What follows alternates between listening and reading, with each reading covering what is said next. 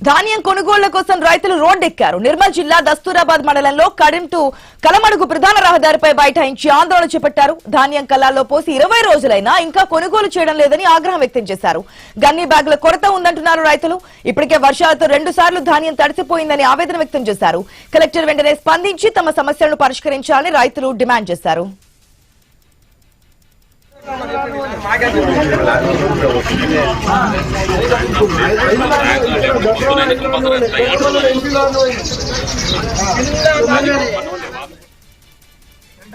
నెల అవుతుంది.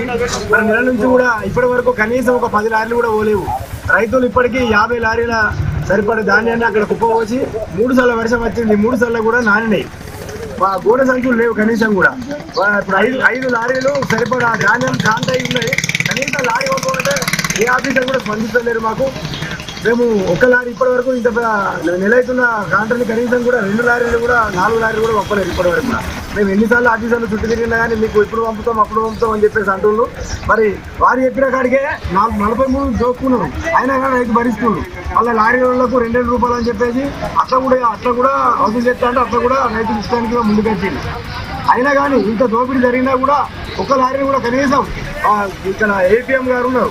ఏపీఎం గారు చుట్టూ రోజు రైతులు మేమంతా ముట్టుకున్నా కూడా కనీసం స్పందన లేదు. ఒక ఎంఆర్ఓ గారు స్పందన లేదు.